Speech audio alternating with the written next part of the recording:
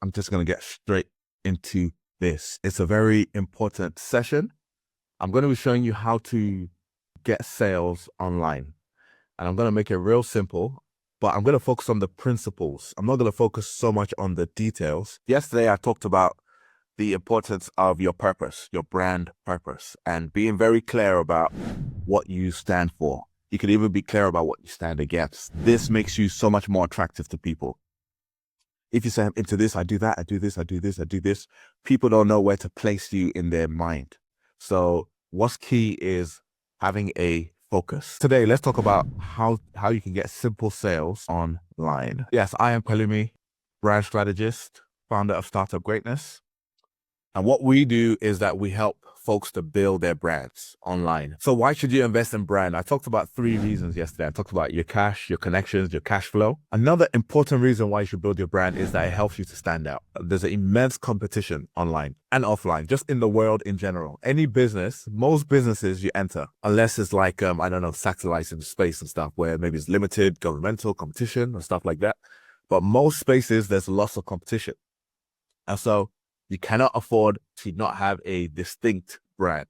So one of the key benefits is just the ability to stand out with your own unique style. So this is a client of mine, Antola Okobu. She's a big-time author in the UK, and she came to me to help her reposition herself, to improve her aesthetics, but also to resonate with a certain type of audience, so she can make more sales from the diverse range of books, amazing books that she's written. And so what you see on the right-hand side is a style guide that was created by her. It was kind of like blending a bit of like African patterns with British colors and just kind of giving it this modern look and feel. She really loved it, and I loved it myself. New logo, new typography, everything. All of this is about helping her to position herself. So we then went on to talk about her content strategy. A common mistake people make is that, hey, I've designed this great thing, this product. Hey, look at it.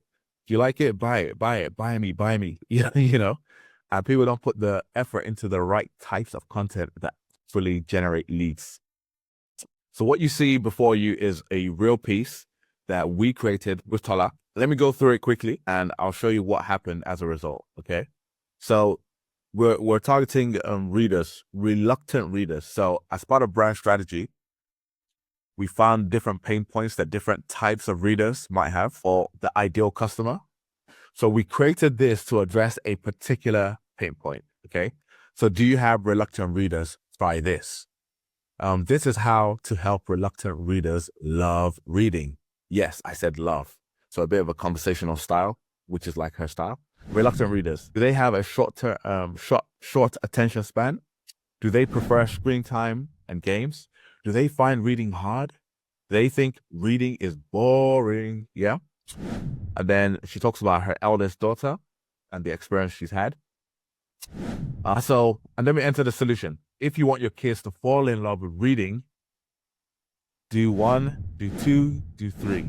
Okay. And then it ends with, if you have a child that loves adventure, they'll love the Onyeka series, which is her products. Yeah, she has so many more books, but this was a particular series that we were promoting. So what I want to call your attention to is this last slide. DM or comment the word book to get a copy for your kids. So this is a particular formula we've used. It's kind of using the PASS formula, pain, agitate, solution formula, which resonates with a lot of people. So we use this formula to target the pain point of the ideal customer. We described their experience, we described their frustration, and then we offered a solution. We offered value in the post, and then we gave them a call to action, DM or comment the word book to get a copy of the books. And then this is what happened in the comment section. So people wrote the word, I highlighted it here, books, book, book. So these are leads or sales. In this case, it could have been a quick sale. In most cases, I'll say is a lead. The difference is a lead is a potential sale, but maybe they haven't yet purchased. Okay. So these are essentially leads, but because it's such a cheap offer, right? A book is not very expensive. So it's basically like a sale. I just talked about this piece of content that we worked on for a client. Okay. We gave them a CTA, a call to action. gave them a trigger word, use the word book. People commented book, book, book, because they like it. They like the solution that they want. And therefore she was able to make sales from that. That was quite simple. What do you guys think? I think that was quite simple. A good piece of content with a simple call to action. In that particular case, we used a trigger word. I said DM or comment the word book. People commented the word book, and then they got a link in their DMs to the book that they were after. Essentially, I want you to understand that you attract what you talk about. There's a friend of mine some time ago, actually, when crypto was kind of new. Yeah, when Bitcoin was kind of new. And all he could talk about was Bitcoin, Bitcoin. Prior to that, actually, all he talked about was Forex trading, Bitcoin, Bitcoin trading. I could go somewhere with him, like a party or somewhere. We go somewhere, a meeting, and I see him in a corner talking to somebody, and I know what he's talking about. Bitcoin, Forex, trading. I literally started to avoid him and conversations because that's all he talked about. And so he started to be associated with that topic. Now, I'm not advising you to become an annoying person. I talk about only one thing that, with your friends and family and stuff. But when you're building your brand, there's definitely value in the focus on one subject matter so that you can have one space that you live in people's mind. There was a Instagram I used to do maybe some years ago called Parable. And I used to talk about my fatherhood journey when I first became a father. I'm a novice. I don't know about fathering. I'm just new to fathering. I'm just telling my stories as I go, type of thing. Okay. Before I knew it, I'm being asked for advice for fatherhood. Yeah, I'm just like I just had a baby. I'm being invited on podcasts. I'm being invited for training. I'm making new connections online. Why? Because I talked about fatherhood. So I was perceived as an expert, and I was a novice, and I said it. Guys, I'm a novice. I'm just sharing what I'm going through. Do you see? So anyway, the key point is this: you attract what you talk about. And so there's strategic approach to content that does generate sales. I'm not going to go into that because that's not what this session is about. It's really about simple principles of making sales online. However, if you are interested in pre-recorded training from an old mini class that was created for those in the brand and business community, if you're interested and you're not on that community, just find my social handle, Startup Greatness, and DM me the word mini class. I'll give you a direct link to this training. It's quite important. Okay. But yeah, as I said, so you start with content. Okay. The content is really about your reach, explaining your authority. People need to see you as an authority. And then also you need to create lead generating content, which is the example I shared at the start. But there's many different types, okay? But essentially, those are the 3 types of content you want to create. The reach, which is about attracting people. Authority, which is about defining and building that trust.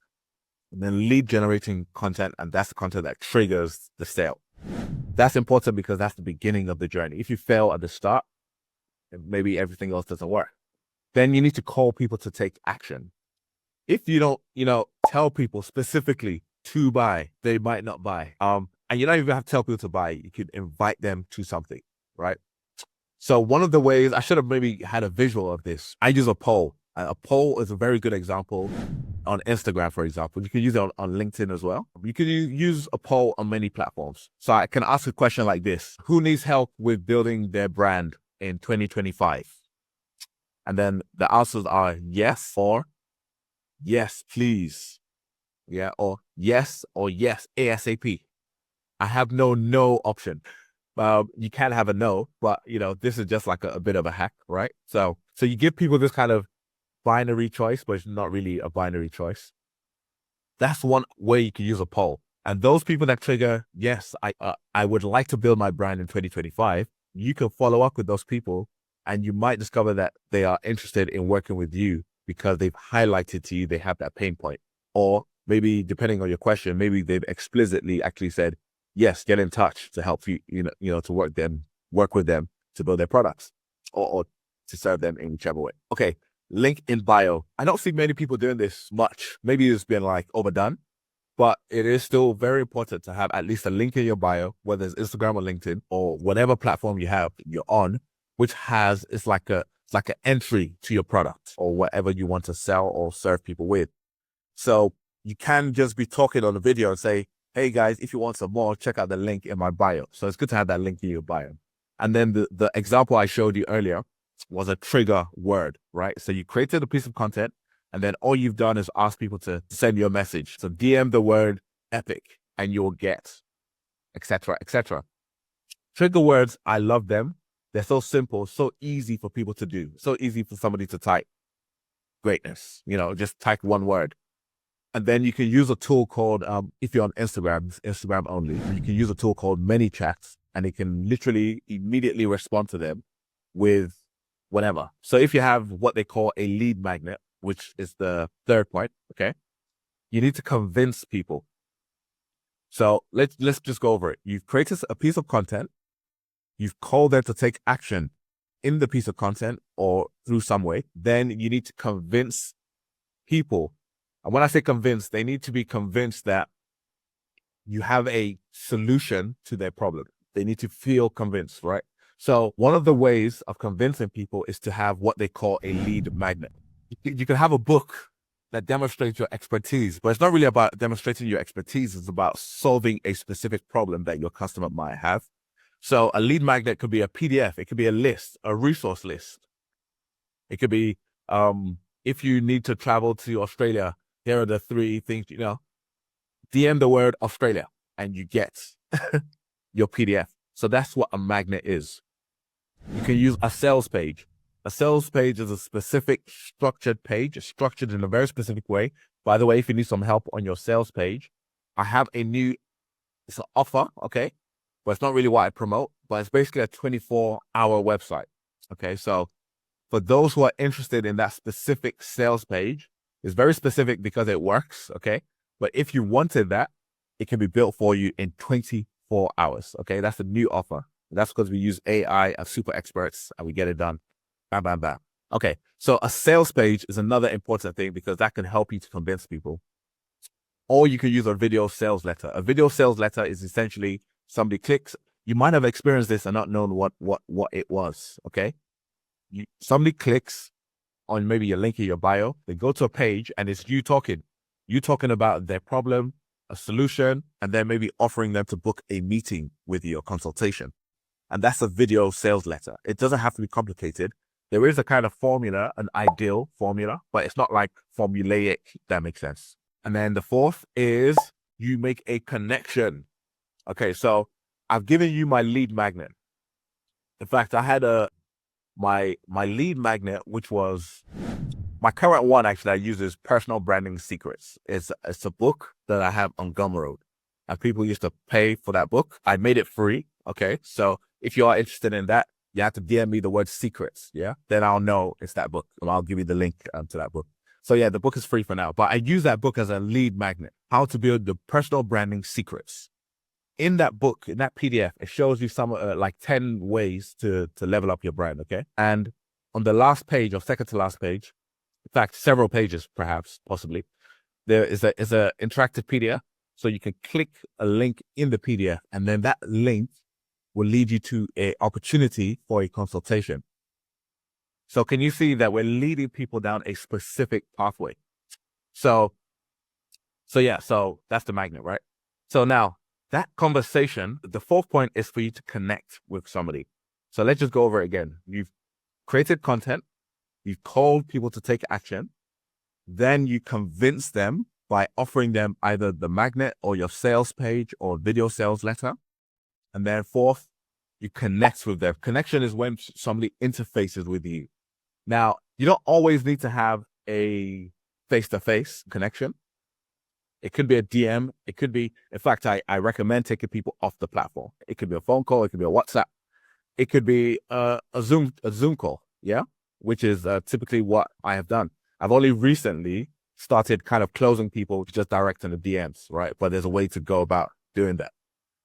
The reason that you want to build this connection, the face-to-face, is that when people see your face and you speak to them, like how we're having a bit of a one-sided conversation, there's more trust, right? There's more. If somebody is about to spend a lot of money with you, especially, you need to not ignore maybe a discovery call.